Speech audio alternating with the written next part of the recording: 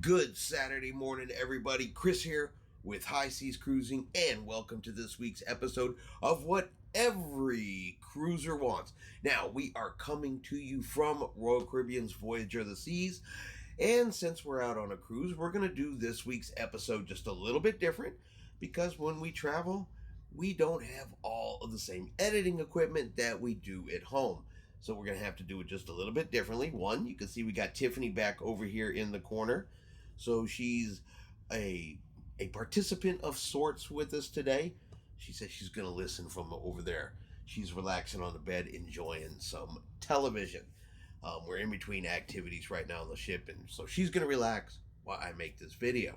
All right, so we're going to make this in kind of a couple different segments throughout the week, put it all together, and have it ready for you on Saturday, so which is now when you're watching the video, but if it looks a little different, this is why.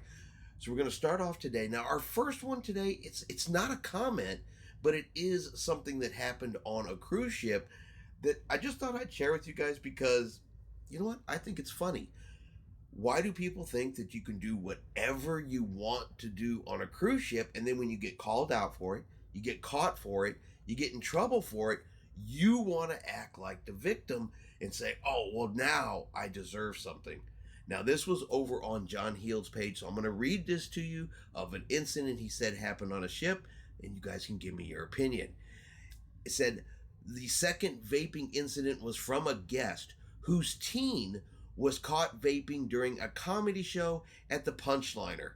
He was escorted out by security, which made him very angry indeed, and his demand of an apology, the return of his confiscated vape thing, and a dollop of OBC for the embarrassment was denied. So you have an individual, a parent, they've got their teen, they are inside the Punchliner Comedy Club, which, of course, is no smoking on any cruise ship. You have designated smoking areas, and that includes vaping, but apparently a teenager pulls out his vape, starts vaping in the comedy club, and then they are very, very angry and very, very embarrassed because security escorted him out, and then they wanted onboard credit. Since when does anybody deserve onboard credit for doing the wrong thing? Well, I broke the rules. I got caught. Now I'm embarrassed that I got caught. So now, cruise line, you owe me. That is absolutely insane. But let's throw that over to you. This is not a comment, but an incident that happened.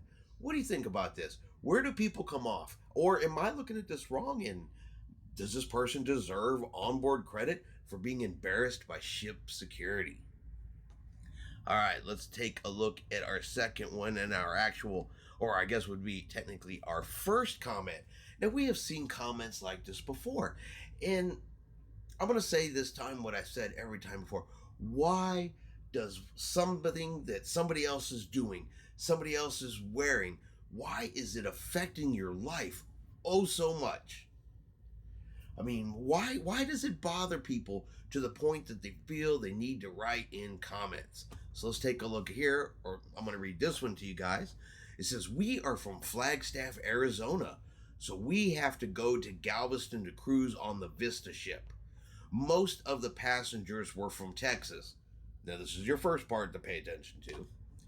We ate 3 times at the 555 Steakhouse. Most were in jeans. Come on, Carnival, dress code? Allowing jeans in a fine dining establishment like that is insulting. We both remember the fine days of Carnival supper clubs. It should be formal night every night in the steak restaurant. All right. I think these people have some old-fashioned ideas because cruising is not like this anymore. But let's break this one down. First of all, they admit, they know up front, we're sailing out of Texas. You know what? In a lot of places in Texas, jeans is considered formal. I've seen jeans worn at weddings. They're nice jeans, fancy jeans, but I've still seen jeans, boots, a tuxedo shirt and a tuxedo jacket at a wedding in Texas. So jeans is not necessarily underdressing for a Texan. Okay, that's number one. Number two, they said it's insulting. Insulting to who? Was it insulting to the cruise line? Was it insulting to the people wearing jeans? Or was it just insulted to this particular group of individuals or this individual because they don't like jeans? And because they don't like it, nobody should be allowed to do it. It should be unacceptable. They want it the way it used to be. Because they remember the good old days when it was formal night every night. Well, welcome to the new times.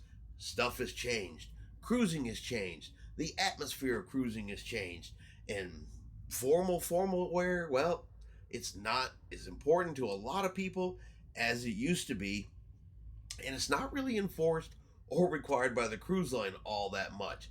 And like I said at the beginning, why does what somebody else wears bother you? Do you go into the steakhouse? Do you sit down, you order your steak, and you look over and you say, "My God, Betty, that man over there's wearing jeans. Now my steak tastes like ass." And now you can't eat your dinner. Does that actually happen to anybody? I'm curious. Honey, does that happen to you? Have you noticed somebody wearing jeans in one of the dining facilities on board this ship and said, "Oh my God," and made the server take your dessert back because now it tasted like butt? No.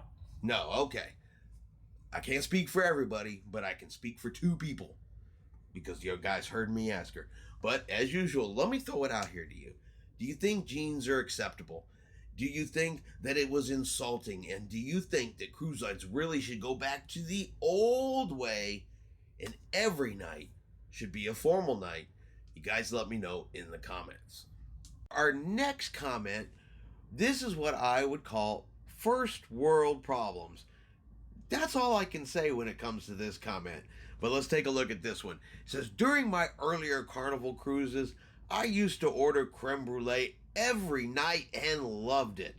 During my last couple of cruises, I was told by the waiter that it could not be had every night. These cutbacks will be the death of your cruise line. So apparently, if you can't get creme brulee every night, it will be the death of a cruise line. What do you guys think? All I can say to this one is this is exactly what I refer to as a first world problem, because you know what? Having creme brulee every night, anywhere, is just not the top of my priority list, but I could be wrong. Let me know, is it the top of your priority list? Now, I know hats in the dining room, that's kind of one of those either you're okay with it or you're not okay with it type situations. I know lots of people were raised that you don't sit down at the supper table with the hat on your head. I get that. I was raised that way.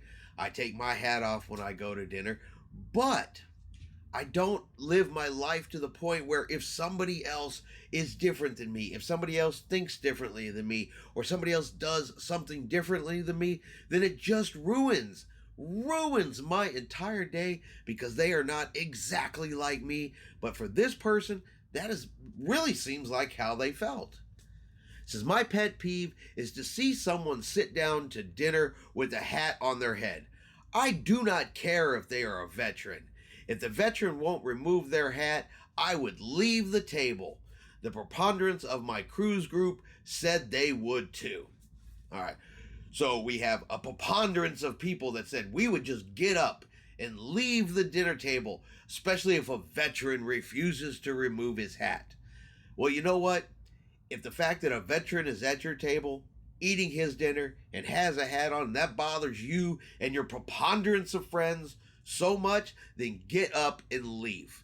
You are the one that is honestly not welcome there at the dinner table. At least that's my opinion, because the taste of my food is not affected by whether or not a veteran is wearing a hat. And if yours is, then that's probably not the place for you to be. And I sure as hell would not want you at a table with me. But throw it out there to you guys. You guys let me know what you think. Would a veteran, or anybody really, but a veteran at a table with you, eating his dinner, he's wearing his veteran's hat, would that make you so upset and your preponderance of friends that you would get up and leave the dinner table? And finally, we have one last comment for you guys today. Since we are out here on Voyager of the Seas, thought we'd just do a few extra this particular week. So I got one more, and this one is going to be about snacks. Now, why do people believe that cruise lines are responsible excuse me. Why does everyone believe that cruise lines are responsible for providing every single snack they could possibly want and imagine on every cruise that they go on? One, can you imagine how much that would cost the cruise lines? They're not going to give away tons and tons of extra prepackaged free snacks. Two, can you imagine the amount of space it would take up on a cruise ship if they tried to have a store where they could sell every single item people want? You can buy some snacks on board the cruise ship. They are pricey. You can bring your own snacks on board the cruise ship. As long as they're in their original packaging, that's not a problem. But you really got to stop believing that the cruise line is responsible to provide these for you. But here's a person that thinks the cruise line should. Second cruise on Celebration. Snacks. Why does Carnival not give more snacks? We have to bring chocolate bars, Chips Ahoy, Lay's chips, Red Velvet Bingles. Somebody tell me what a Red Velvet Bingle is, by the way. I have no idea what it is, but they have to bring it. Red Velvet Bingles, turkey jerky, and peanut butter on every cruise we take. There are no snacks. Why? Boy, where do you even start with that? Stop it, people. Just stop it. Okay, if you need all of that stuff to eat on your cruise because you can't find a single solitary other snack on the ship, which there is so much included food on board cruise ships. But if you need something like this, you need specific things like this, then yep, it is your responsibility to bring it on the cruise ship. If you want it, you can have it. You just have to bring it. Stop expecting cruise lines to provide all of this kind of mess for you. Okay? They're not a 7-Eleven. They're not a Circle K. It's not a candy store. Some ships have candy stores. You can go in there and buy this kind of stuff. All right? But the cruise lines, it's not their responsibility to provide it, and they can't sell each and everything on board a ship. But let me throw it over there to you guys. Do you think the cruise line should be responsible to give you chocolate bars, to give you Chips Ahoy, Lay's potato chips, turkey jerky, and of course, Red Velvet Bingles? We cannot forget our Red Velvet Bingles. You guys let me know in the comments below what you think about this one. And that's going to be our video this week from Voyager of the Seas for what every cruiser wants. Hope you have enjoyed today's video. If you have, do me a favor and hit that like button. If you haven't done so yet, do me a favor and hit subscribe. It is free to do so. Helps our channel grow. Let you know anytime we put out a new video. Hope everyone out there is having a really great day. And like always, see if we can get Tiffany back there. We'll see you out on the high seas. She's been hiding behind me the whole time.